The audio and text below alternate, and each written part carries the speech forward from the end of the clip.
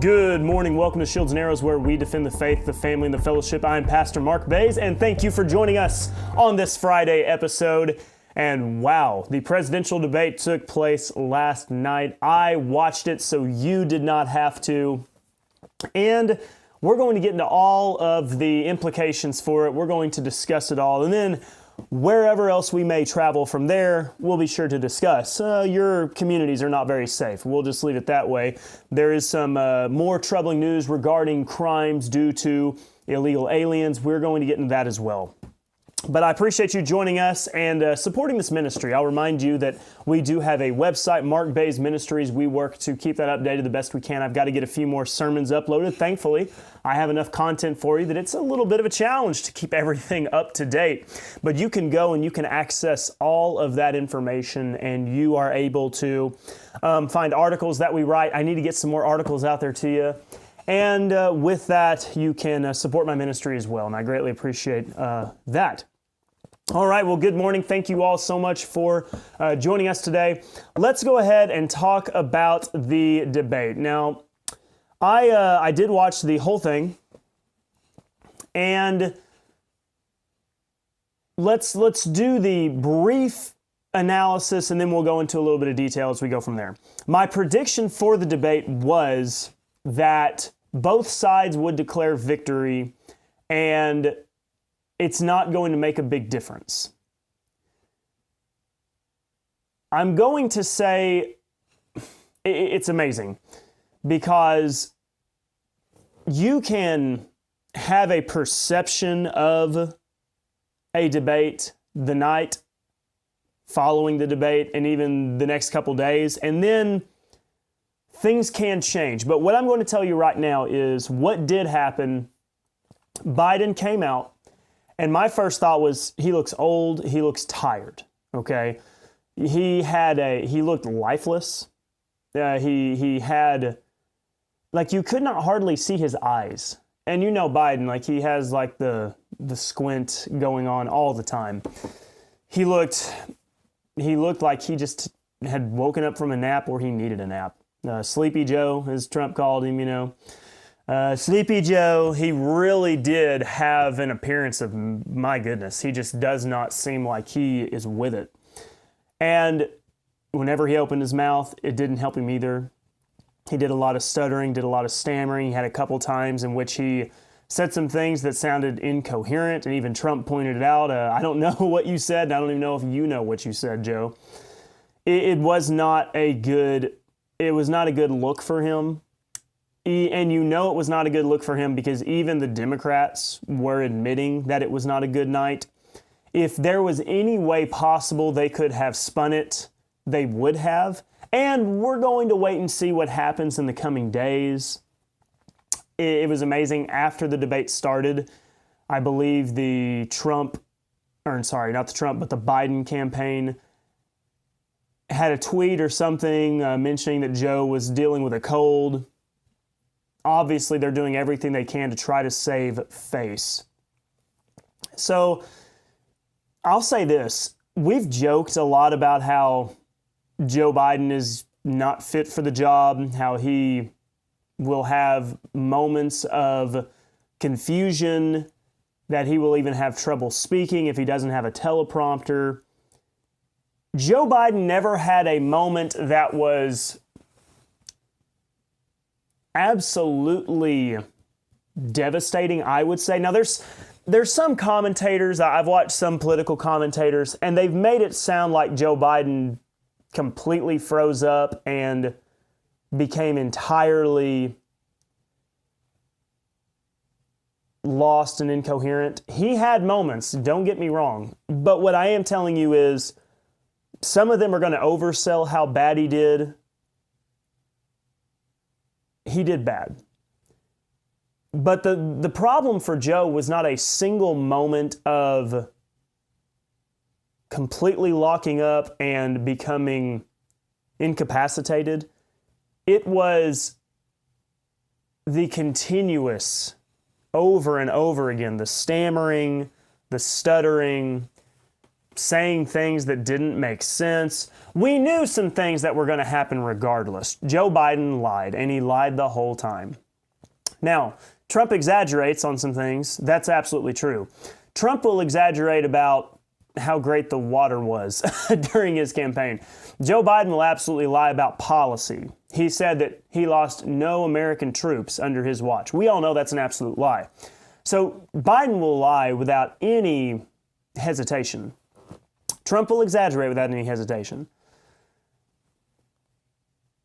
Where Trump did good is at the beginning he came out and he was disciplined.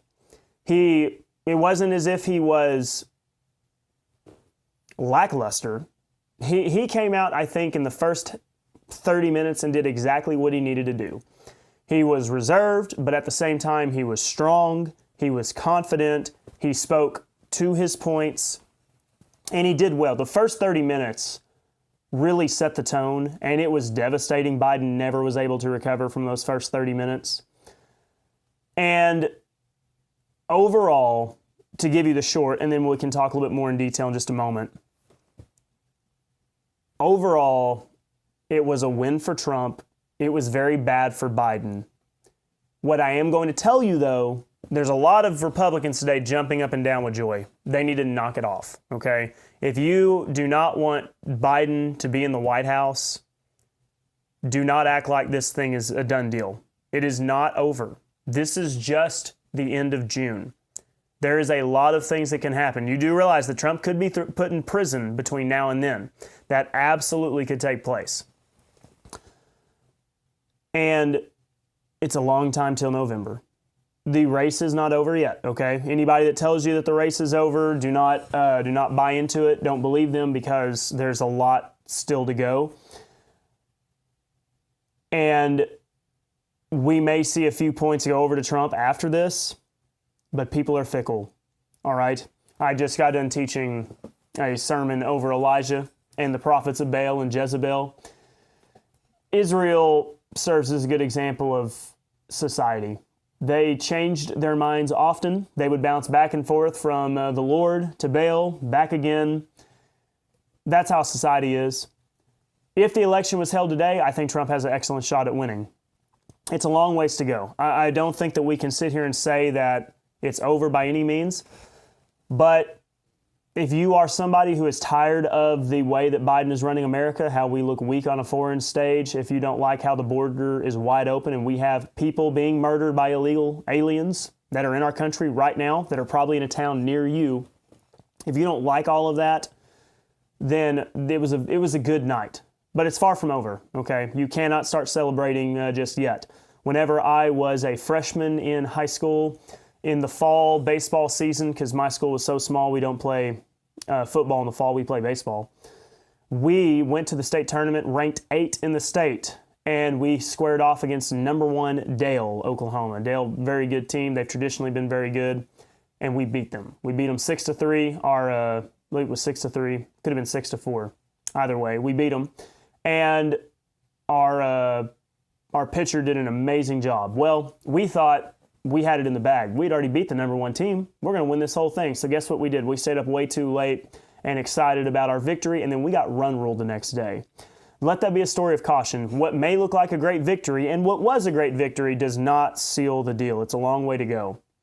So with that, yes, we can jump up and down and say, yeah, Trump didn't shoot himself in the foot. And absolutely not. Trump did not. He did get a little bit riled up. I don't know if riled up's the right word. He got really stuck on some of Joe Biden's lies. Remember the suckers and losers line. They made this big ordeal out of nothing, like they always do. This lie that Trump called some soldiers suckers and losers. It's an absolute lie. We all know it's an absolute lie. It's a joke. But guess what? Biden has nothing to do. He can't beat Trump on immigration. And what he did do is he tried to mention jobs and the economy. The Democrats treat the Trump candidacy and the presidency as if COVID never happened, and it was just Trump did a terrible job. they ignore his first 3 years, and then they want to cite all of his numbers from COVID, which is absolutely incorrect and not accurate to how Trump's term actually went as president. So with that, except for basically lies, right? Stories regarding some of the things he said. He brought up Charlottesville. These things are all so old. They're all so tired. We all know what Trump actually said at Charlottesville. We all know what Trump actually said or didn't say regarding the troops. And Biden had nothing. He had nothing to go with, and so Trump was able to really hard on immigration, and he hit him very hard on looking weak in front of the world stage, which we all agree. Biden has made us look very weak. There was a couple of things that Trump should have said that he didn't, except for he did mention it at the end, but he should have been more concise on the fact that under Trump's watch, Russia did not gain an inch of ground in Ukraine, and China never was aggressive on Taiwan. So with all of that, to sum up, Trump did everything that he needed to. He didn't do anything exceptional. It wasn't like Trump came out, I think, and had the greatest of nights. He had a few good lines. But he did what he needed to do, and Biden did not do what he needed. And what Biden needed to do is get up there and not act like he was too old for the job. Now, I want to talk about this for just a moment. Let's just talk about age for just a second. I'm not one of those that is pushing for a maximum age for the president, because I've seen people who some age is silly. I do not think that we need to let Biden be an example of us putting limits on who the president should be regarding their age and their ability to serve. I think it's going to be a case-by-case basis. I think if you do analyze Biden and his cognitive ability and his ability to speak, his performance, clearly evident that he's not fit for the job. Now, one of the discussions that is coming out, and I'm just going to tell you, I don't see this happening at all. I don't think this is going to be the case. One of the discussions coming out is that, are the Democrats going to try to replace Biden now? Are they actually going to look to appoint somebody else? I don't see that happening. I don't know who they would appoint to replace Biden. The issue is Kamala Harris is such an unpopular candidate. They do not like her. She's very off-putting to people. She polls terribly against Trump. But you can't jump her. I mean, it would be a bad look if you have Biden step down and then you have somebody else come in. Who are you going to have come in? Are you going to send in Gavin Newsom? That does not work with the Democratic platform, right? Because Gavin Newsom is a white male, and we know that the Democrats view white males as the absolute worst possible creature on the earth. So they've really backed themselves into a corner. They've got Biden, the old man, who was really supposed to be Mr. Return to Normal. Let's not be crazy like the days of the Trump years. Let's just get back to good old-fashioned democracy. And he didn't turn out to be that. He was a radical candidate from the very get-go. And so they backed themselves into a corner. We're going to see how everything goes. But I am very, very surprised at how bad Biden did. That his performance was worse than I expected. I thought he was going to be much more State of the Union address Biden. If you'll recall, State of the Union, he came out with a lot of energy, and he did a lot of yelling. It was very off-putting. People don't like it when Biden yells. I think that's a bad look for him. But he came out very strong for the State of the Union. I expected that.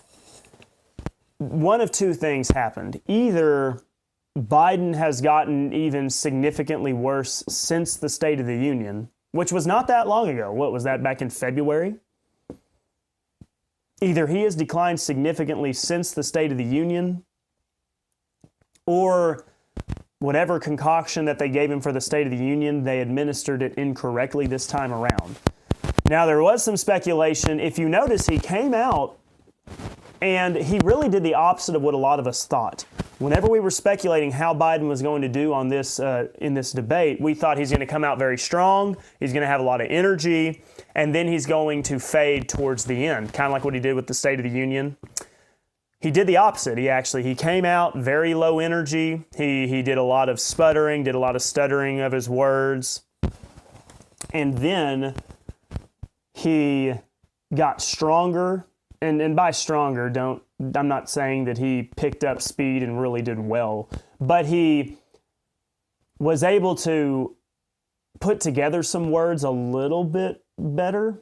And that's not saying much, but he was able to have a little bit more energy. He was a little bit more fiery, right? He got up there and tried to give a little bit of some of the verbal mudslinging a little bit with Trump, about halfway.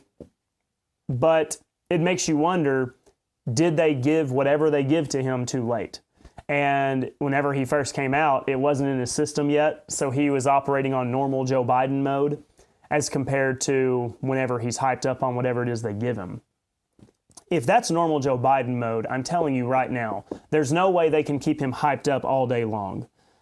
If that's normal Joe Biden mode, and this is one question that I think everybody's wondering on both the Republican and Democratic side, if that is normal Joe Biden, if that's a day ending in Y, President Biden, who is really the one that's making the decisions? We've talked about this and speculated about this for a while. Who is it behind the scenes? Do we have Obama deciding things? I'll tell you who I think it is, and I think you probably all agree. I think maybe Jill Biden is the one that's in charge here. I think that if it wasn't her, I think whoever would be who is in charge would already be working on finding a replacement for Jill Biden. I think that Jill Biden is really maybe a terrible, terrible person because my wife was sitting there listening to much of the debate, watching some of the debate, and my wife is much better about feeling compassion than me. Because she's a lady, and ladies are much better about being sympathetic. She felt bad for Biden. And even I did a little bit too, because he looked like a man who should be in a nursing home. And she made a great point. She said, he does not appear to be somebody who can even live by himself. And I think I agree. He does not seem like he would have the capability of living alone. So Jill Biden must be the one that is calling all the shots. There was even a video that was filmed candidly after the debate of her having to take him by the hand and lead him off the stage and help him down the steps. It was not a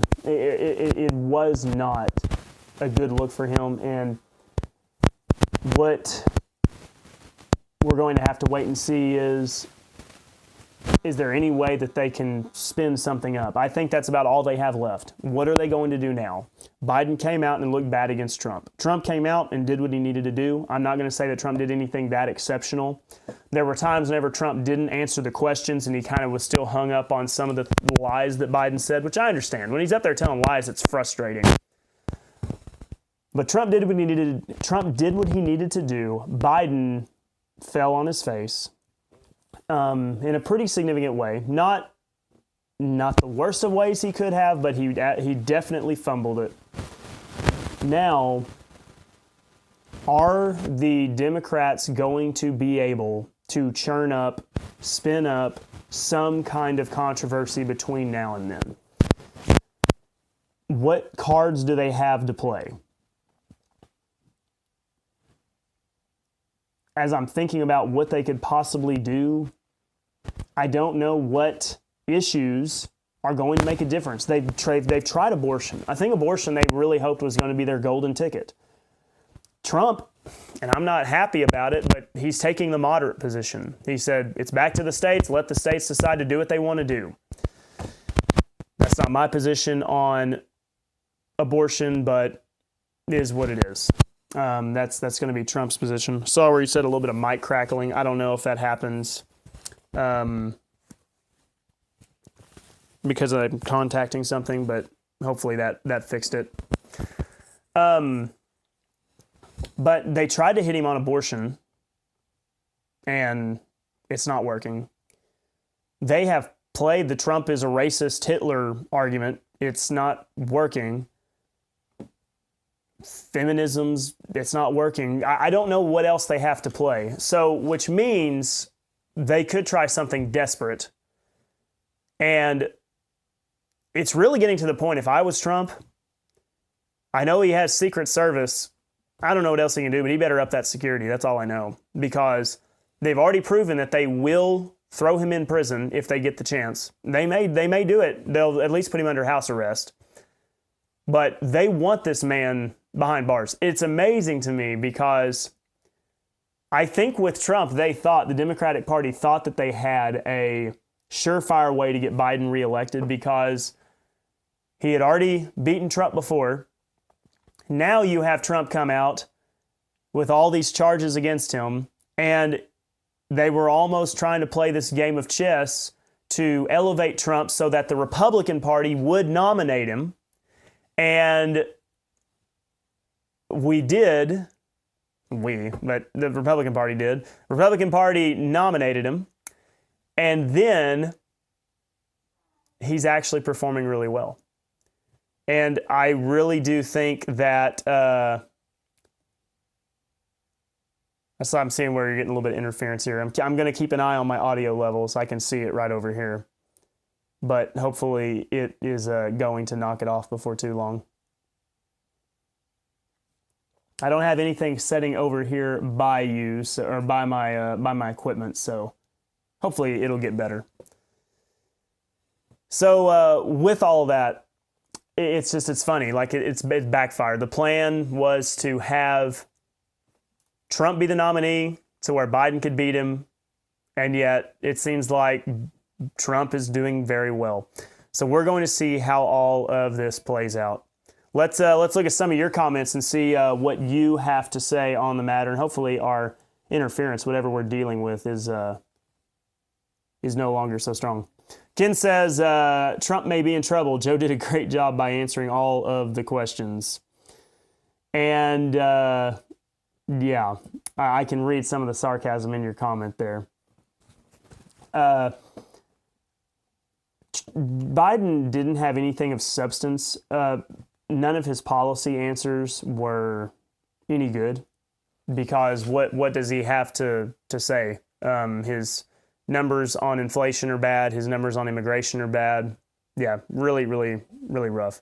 Alan says Joe did a fine job on both sides. Yeah, he the more that Trump let Biden talk, the better. And it showed that the longer that Biden would try to answer questions, like he would start out maybe strong the first few lines. Even then, I don't know if I would say he started out strong.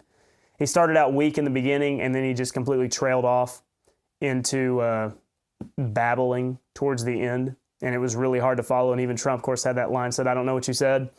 I don't even think you know what you said. Toby says Brandon did a fantastic job in the debate. Yeah, the Democrats are nervous. Don't. I mean, and I may be underselling it a little bit, but I'm trying to be. I'm that pessimistic optimist, I guess. But yeah, the Democrats are not feeling good. If you were part of the Biden campaign, you did not sleep well last night. It was not a good night for you.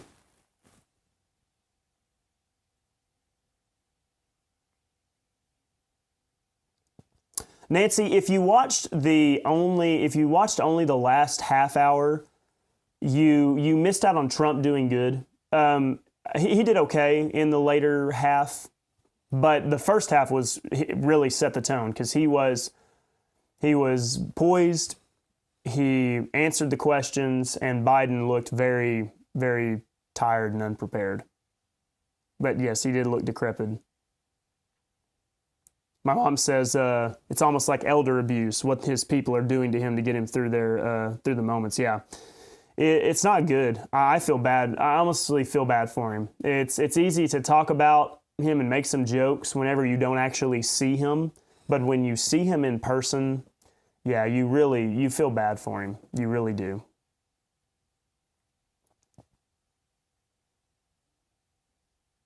Scott says, good morning. I haven't been this happy since the Berlin Wall fell.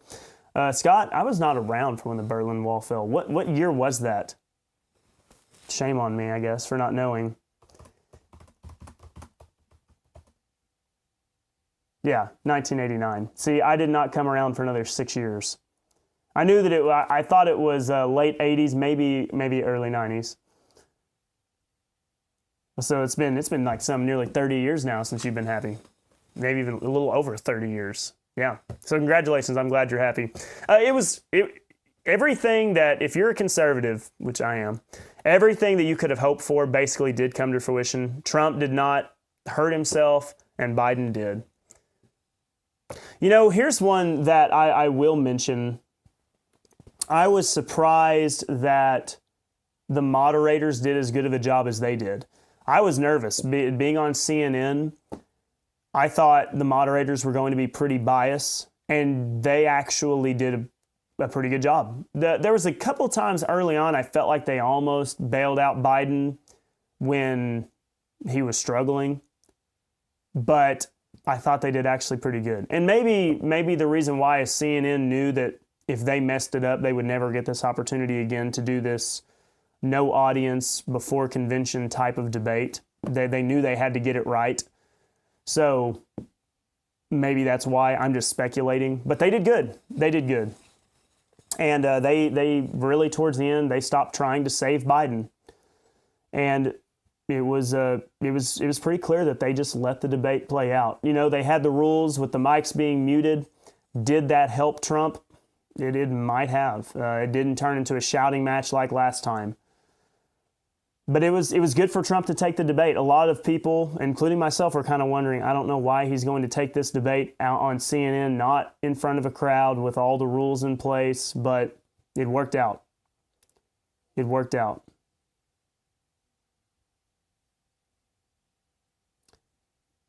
Now, Ken says Trump's July 11th sentencing. I'm going to say this, Ken, so here's my thoughts.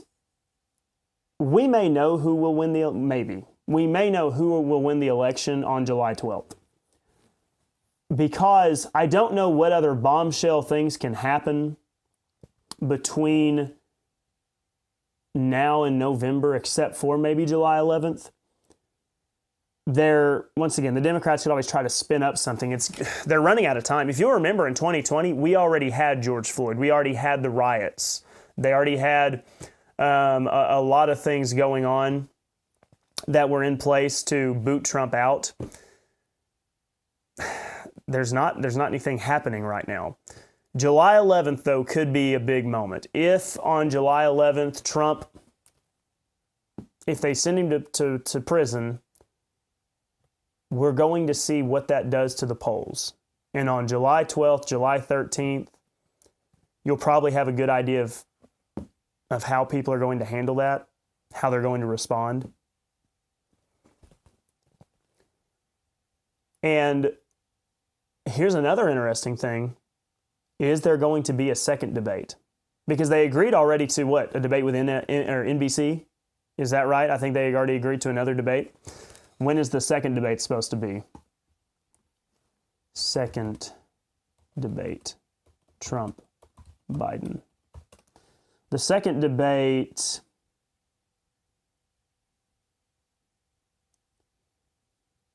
is supposed to be, trying to find it.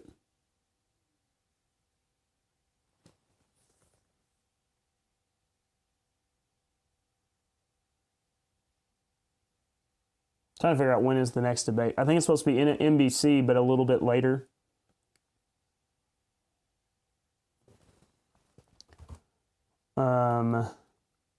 Trying to find it. And maybe somebody here knows. If you know in the chat when the second debate is, be sure to just comment and let me know. When will Trump debate?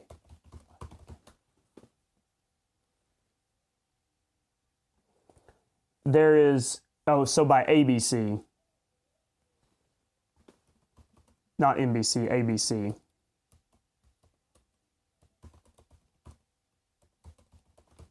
And the ABC debate is scheduled for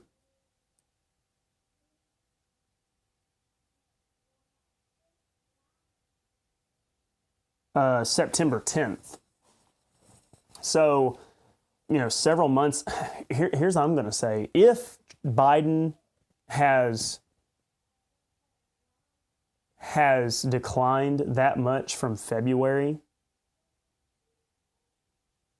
if it really was due to decline, now maybe they got his medications wrong, but if he has declined that much from February to now June, how's he going to be come September?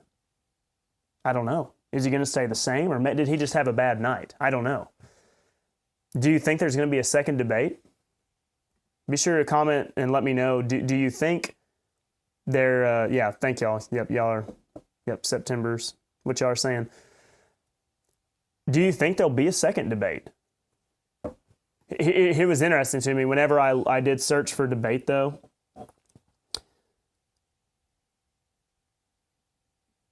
Whenever you're seeing a lot of these kind of headlines, here's from CNN. Biden's disastrous debate pitches his re-election bid into crisis. That was this morning.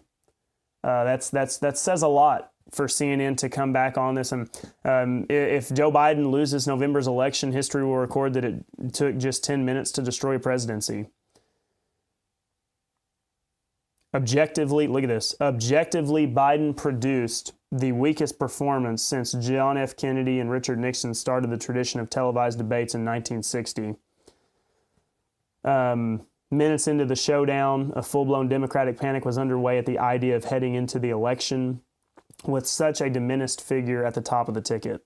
That's amazing for CNN to be posting this. There's been no public sign that Biden is unable to fulfill the duties of the presidency, which included tough decisions on national security. He has just returned from 2 grueling foreign trips. But on Thursday's evidence, his ability to communicate with the country and even sell his own vision for the second term is severely compromised. This could be a big moment. We're going to see. I'm just telling you that we'll either look back in November and say this debate did sink Biden's campaign, or we'll look back and say this was the moment when they pivoted and they started doing something else. There's nothing that Trump did, I would say, there's nothing I don't think that Trump did that hurt him. He said that he was going to, as long as the election was fair, that he would accept the results of the 2024 election, which is fine, as long as it's fair. And right now, it doesn't seem like there's anything that he can do,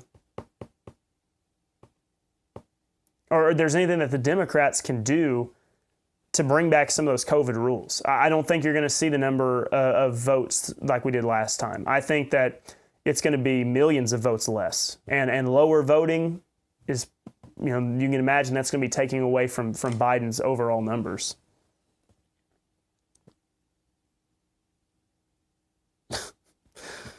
Scott says Trump should say he's canceling the second debate as he just cannot participate in elder abuse any further. Oh, goodness. That's actually more true than what you think. Jeremy says Trump missed an opportunity when asked about addiction epidemic. Current administration is more focused on supporting illegals than supporting our own people. So this is an area, Jeremy, I know what you're talking about. As I was watching the debate, I was wanting Trump to answer these questions, but this is when Biden was in such a, he had been lying so much, Trump kind of got hung up on it and addressing Joe Biden's lies, and this was, I think, in the middle of the suckers and losers portion of the debate in which Trump used several of his turns. Instead of answering the question, he kept going back to it. And he did spin a pretty decent attack, because he said, I fired that general. Biden, how many men have you fired? Have you fired any military leaders from our absolute debacle from Afghanistan? Joe, have you ever fired anyone? Yeah, so he did do a decent job on kind of turning it there, but you're right. He only briefly mentioned that there were drugs coming across the border. That's the big issue. Talking about the addiction crisis is all of these drugs that are being funneled by the cartels from Mexico into the United States. Yeah, that seemed like an easy one.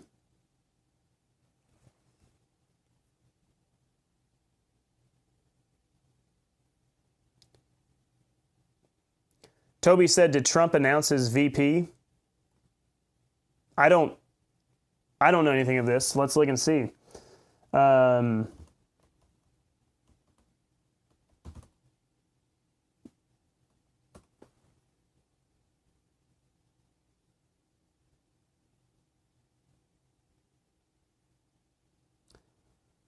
It looks like as of right now, I don't see anything that says that he's picked his VP pick, but it's going to come soon. He says that I think he's decided who his VP pick is going to be. I don't know who he's going to pick. I don't think it makes a big difference. I've said before I would like DeSantis, just because I think that he's the product of a lot of Trump's efforts, and he's just the next generation of that. And I would think it would be good for him. I would like to see DeSantis at the very least have a role to play in the Trump administration moving forward. But it'll be interesting to see. I don't know who he has picked for his VP yet.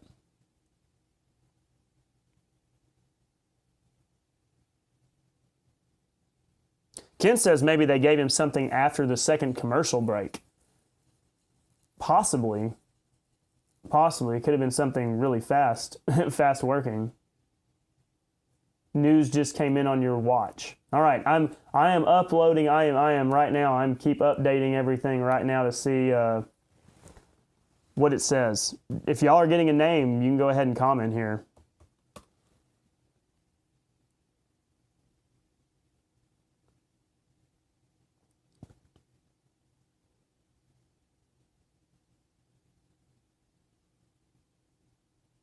As of right now, I'm still not seeing anything as updates for the VP pick.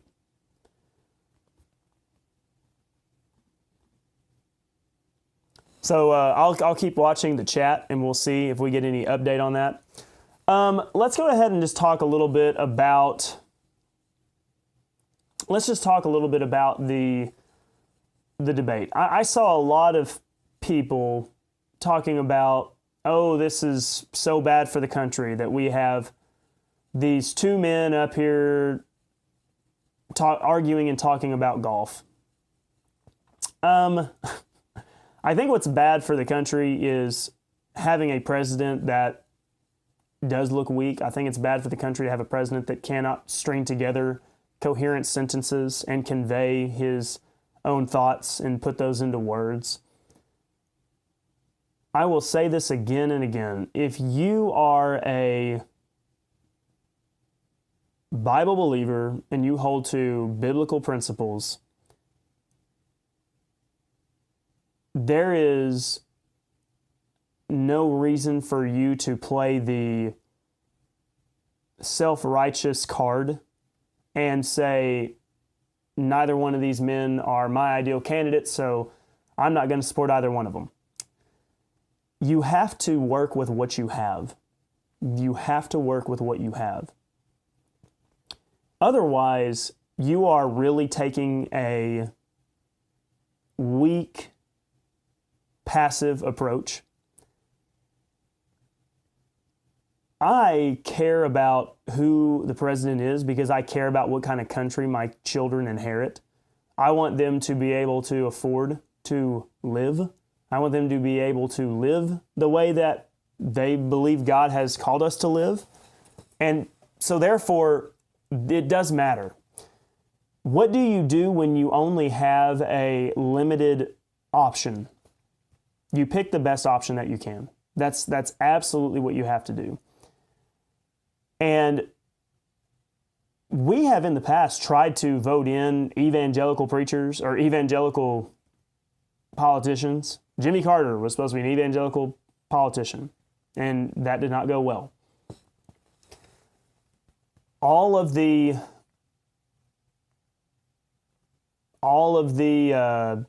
well, I guess use the word self-righteous, all the self-righteous Christians who turn their nose at politics and say that we should be above that and that we don't need to be discussing these things and how can a Christian support Trump and this or that. What other option do you have? Are you really going to live in this world of, I'm just going to worry about myself, whatever happens, happens? That is such a losing attitude. And we've talked about this before, but the idea of I'm a citizen of heaven. I'm not a citizen of this country. Oh, yes, you are. You are a citizen of this country. And you do need to be invested. You're going to see some people come out and say, oh, this was so terrible for our country. Politicians have been politicians for a long time. I think this idea of acting like there's anything truly unique about the substance of the debate between Trump and Biden as some kind of great disgrace on our country is a little bit silly. I recall Biden talking about Mitt Romney, putting him back in chain, or Romney wanting to put black people back in chains. Obama rubbing shoulders with celebrities. Bill Clinton rubbing shoulders with celebrities. John F. Kennedy rubbing shoulders and doing all sorts of things with celebrities. You just have to realize it's the world you live in. You are inheriting a country, and there's going to be somebody that's going to be in charge of it. And if you care about the future, then you need to be invested, and you need to actually look at your options and weigh which ones you want. Trump had a great economy by many measures before COVID came. He supported Christian values, even though he himself may not have always lived up to those values. At least he did not discourage them. The Democratic platform actively discourages those principles and the right of the family to raise their kids the way they believe God wants us to. So the idea of, oh, David Platt told me before I vote I really need to consider these options. Who cares that one party wants to murder babies in the womb and the other party doesn't? I'm going to think about some other implications as well. You need to get off your high horse and you need to start caring. And if you care about your children, then you are doing them a disservice by not being invested in who's running the country, because it absolutely does matter. You have been taught so much bad theology by pastors that everything is predetermined, that God has appointed and divinely decreed what is going to take place down to the nth degree. God has already ordained who is going to be the president of the country. And what do you mean by ordained? If we're talking about God allowing it, is everything that God allows what God ordains? And it's an interesting discussion. Talking about what the word ordained means, I was having a good discussion with my friend, who's a very good thinker, this morning even, trying to decide what is the scope of God ordaining something versus what His will is. We can talk about how the word ordained is used and what it means. I'm going to say this, and he would agree with me. We're just trying to work on the minute details of the meaning of the words. God has ordained that there are free-willing creatures, and the world is going to run its course based upon the decisions that we make. If Biden loses this election, it's not God's doing. It's because people voted against Biden. If Trump loses this election, it's not because